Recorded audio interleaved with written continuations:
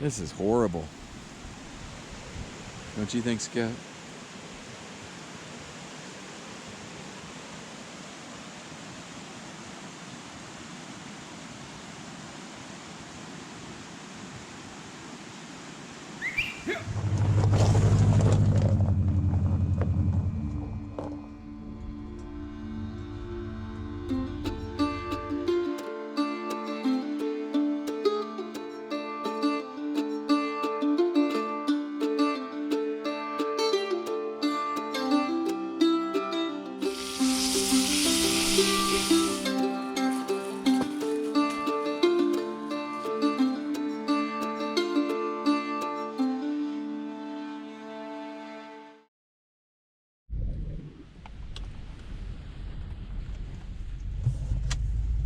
All right, we're leaving our meadow camp that's on a ridge in the northern Bighorns, very, very close to the Crow Indian Reservation, probably 300 yards from the border of the Crow Indian Reservation, according to the GPS. I was talking about something I learned yesterday in yesterday's video, and my GoPro died. The SD card filled up. But I learned something new. So there was a hidden spring shown up on the topo map. So I decided I'd walk to it. It was like a half mile away. So I was dead reckoning my way through the woods to get to this high mountain spring. And as I'm going, I come on this game trail. And I'm thinking to myself, this game trail looks like it's heading in the same direction as where I'm headed. Dead reckoning here with the GPS to this high mountain spring. So I start following it, and sure enough, it goes straight to this high mountain spring. The spring was maybe 50 feet from the edge of the cliff. Clear, cold water coming straight out of the ground. So cold it'd make your fingers numb. I was able to fill up a little over a half a gallon. I didn't bring a pump with me or anything for Scout and I. And that was really nice. But what I learned about that was that, and it's obvious if you think about it, the animals know where the water's at. And so the game trails lead somewhere, and they probably either lead to food, lead to water, or to where they're gonna hang out for the night. So that was a pretty cool aha, looking for mountain springs when you're out in the wilderness. So we're heading back out across this high kind of plateau. It's not really a plateau. I mean, we're on the kind of the spine of a ridge up here in the Black Hills, and you've got a very precipitous drop on that side. You can't really tell it from right here. You can maybe see those cliffs all the way across. There's a big canyon and ravine on that side. On the other side of those trees, there's a big canyon and ravine. And so we're just up on this kind of really wide back bridge at about 8,800 feet. This is where we camped last night. Scott and I got up this morning. We had a great 3-mile run. We actually just ran along this road out and back. It was nice to get some kind of high mountain training in, more of a tempo run. And we're kind of making our way out of the northern Bighorns now. Steve wants to go to Red Lodge, Montana. I'm not sure why, but he wants to go to Red Lodge, Montana. So we're gonna go to Red Lodge, Montana, and then head back into the Beartooth from the other direction. Is kind of the tentative plan. So you can get a little better perspective of what I was talking about ridge camp, kind of in this section right here where it gets a little bit more narrow. It literally drops away probably 1,500 feet, maybe more on that side, which makes it really nice. We've had actually network connectivity up here as well, which has been good to catch up on emails and stuff like that. But yeah, the Bighorns, I think, are quickly becoming my favorite mountain range in Wyoming.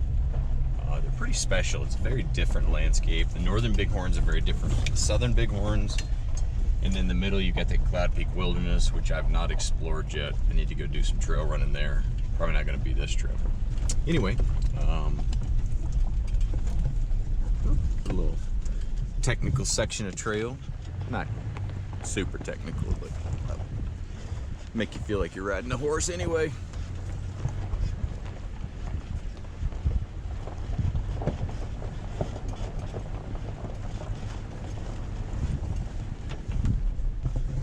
All for now.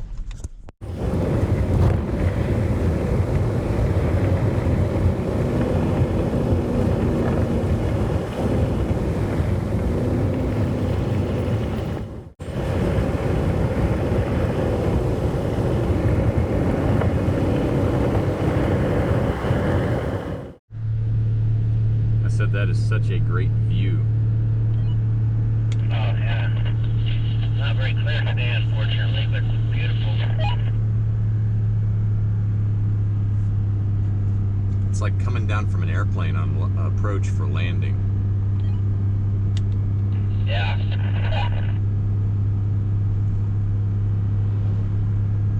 So we're coming out of the Bighorns now, back down to the plains, then to head up to Red Lodge.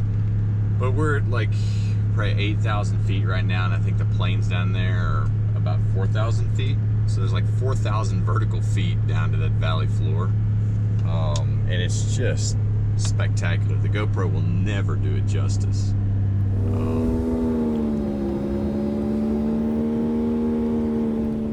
Way off in the distance there, don't know if it'll come through on the GoPro, are the Beartooth Absaroka Mountains. It's, I started to say it's our first look at the Beartooth Absaroka, but if you saw the videos from a few episodes back, this is actually our second time into the Beartooth on this trip. First one yielded a bent axle. Hopefully that's all that it is. I gotta call and check on the teardrop later today. But I just got a glimpse of them off in the distance. We're headed into Red Lodge now, resupplying Red Lodge, then head back out into the mountains. A little one-horse Montana town just outside of Red Lodge. Bear Creek is the name of it. There's the saloon and steakhouse. I think I've been through here before. Did we come through here last year? Yes, we did. I thought it looked familiar.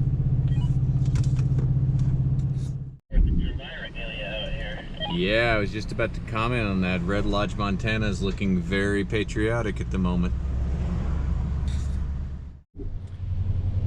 Okay, we are leaving Red Lodge, Montana. It's about 3:30 in the afternoon. I've eaten entirely too much Mexican food at a place called Bogart's, as in Humphrey Bogart. You should check it out if you're ever in Red Lodge, Montana. It is kind of an eclectic menu mashup of mostly Mexican food, burgers and pizza, set in kind of the scene of a 1900s saloon. Apparently it used to be a brothel, and it's haunted by a ghost named Ruby. The Mexican food was really good. There are a lot of people in Red Lodge, Montana. That's something we've noticed actually a lot this year. There are so many people in the mountains. I guess it's because of the situation right now. Nobody's wanting to go into the cities, but there are more people in the national forest than maybe I've ever seen in my entire life. That said, we are cruising up Beartooth Highway. We're gonna come by, we're like right alongside Rock Creek right now. And we're gonna see if we can find a spot to camp along Rock Creek that's not a campground, that's not overrun by people. If not, we're gonna start up Beartooth Pass, which if you haven't driven the Beartooth Highway, I think it's like one of the top 2 or 3 drives in the United States. And we'll get back up top, which is where we left our friend Barry stuck in the mud some time ago, where we bent the axle on the Moby, and try to find a place to camp up there that's not a mosquito bog, and do some fishing. I'm kind of excited about running the Beartooth Trail. Scout's kind of excited about sleeping in between running.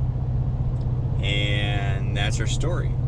And maybe we'll see a grizzly bear from the safety of the truck and not at camp at night as we're cooking dinner. So that's my story right now. I'll try to get some video of the Beartooth Highway if I can do it safely, because it is amazing. And I'll check back with you in a bit. All right, heading up the Beartooth Highway here. This is the Custer, I guess you pronounce it Gallatin, yeah, National Forest. Just lost cell phone service and heading into the mountains. And there they are.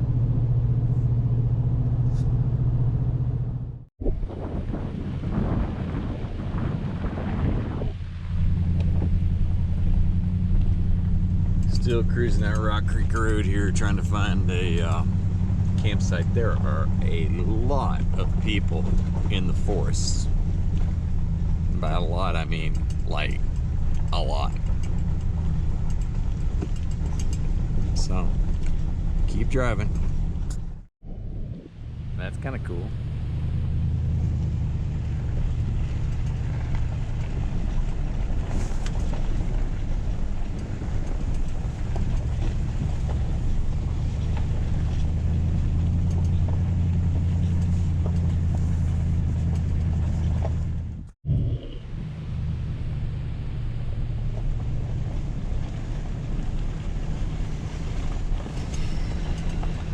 This is pretty cool. Yeah, I'm just driving down this road looking for a campsite, but I'm pretty pleased with how this road's turning out. Worth the drive whether I find a campsite or not.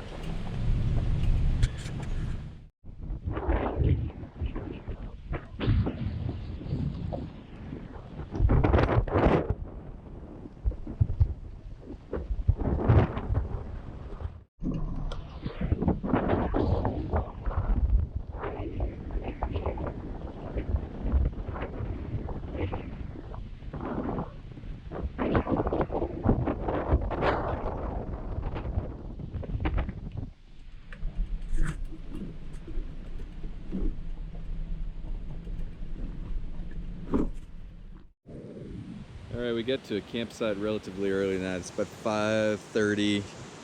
We're just kind of sitting here hanging out. Scout's over here waiting for us to throw sticks. But probably the coolest thing about this campsite here is we have an unbelievable view. You almost can't see it because of the sun, of this cliff face in the Beartooth. This side's got a couple of cornices or snowpack or maybe even a little glacier on it over here. So we're just hanging out, watching the sun kind of go down over this ridge here. Scout's very intense on wanting a stick. And yes, I know my feet are dirty. That probably will be that way until October.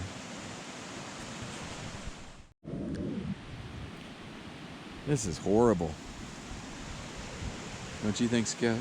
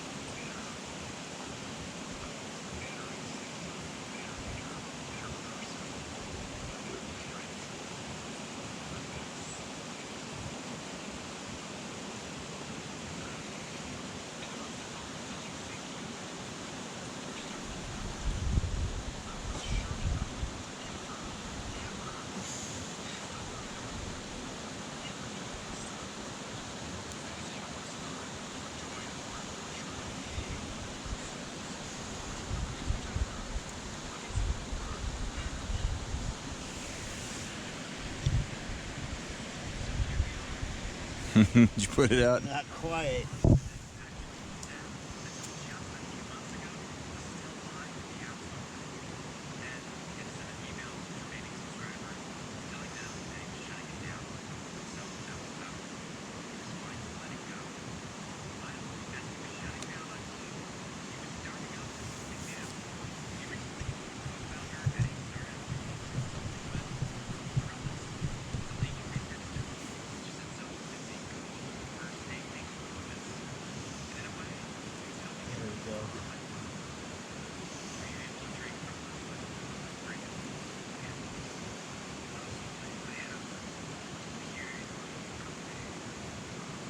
It's a little stubborn.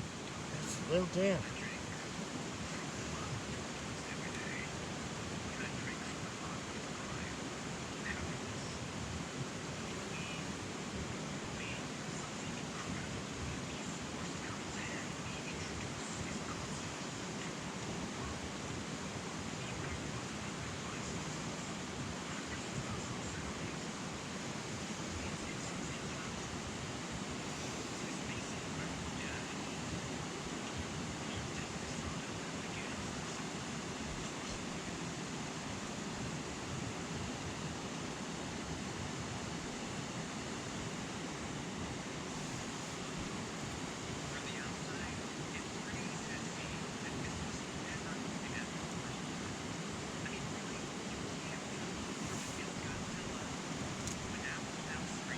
Didn't go out. Think so? Just did. Ah. So close.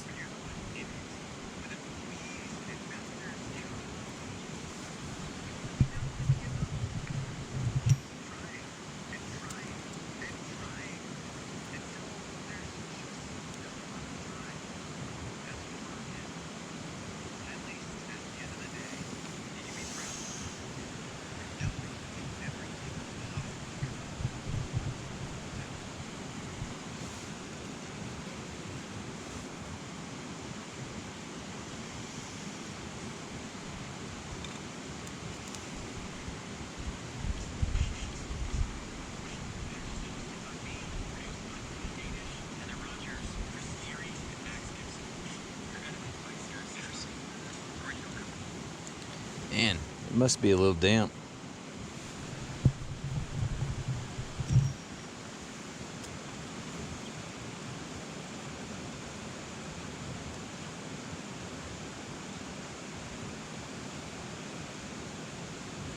What you need now is some bacon grease.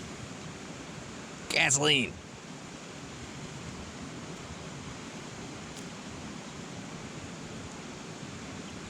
Come on.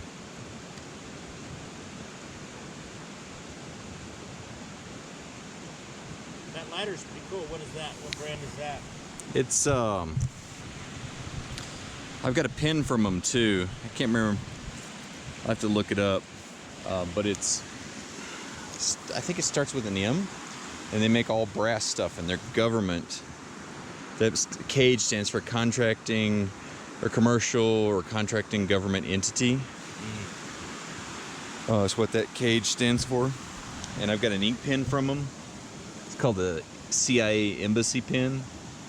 It's brass and it's almost What fuel does this use? just like lighter fluid. Ah, This is basically it's a Zippo. It's a brass Zippo is what it amounts to. very cool. Good job, the diver.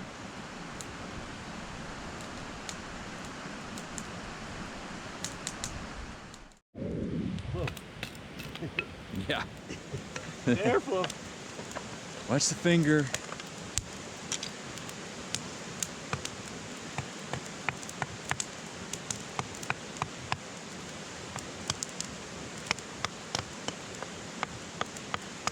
Kind of learn the balance point on it too. Sometimes it's split.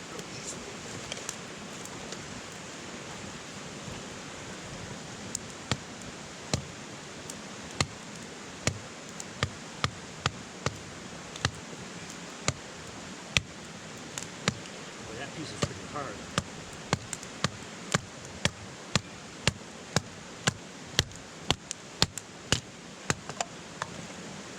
Pretty cool. Yeah.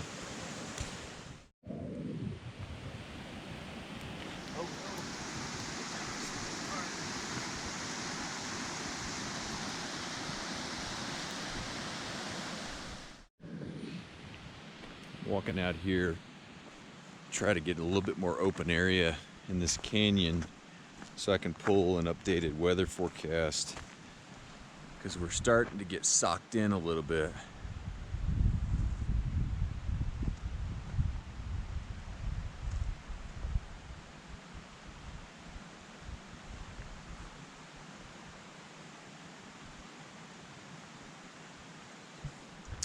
And I'm wondering if we're going to get Any storms? Let's see. You can see that.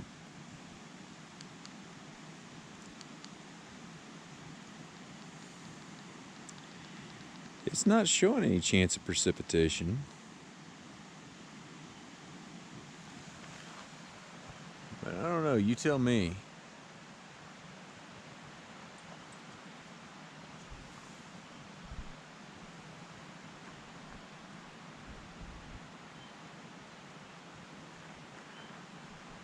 I kind of think that looks like a reasonable chance. I mean, I'm not a meteorologist or anything, Scout. But I have spent a lot of time in the woods licking trees. And that looks like a storm. What do you think? You think that looks like a storm?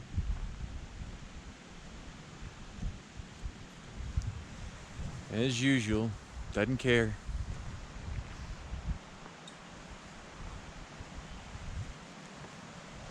It's not a bad campsite.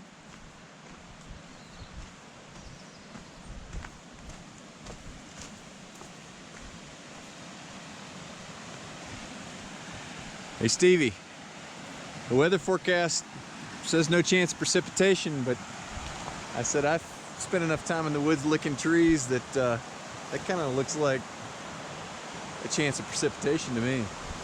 What do you think? Yeah, I think there's a chance we could get some droplets there. Probably nothing too bad. Yeah. I'll check this out. I think that has to be here because of the big ass thunderstorm.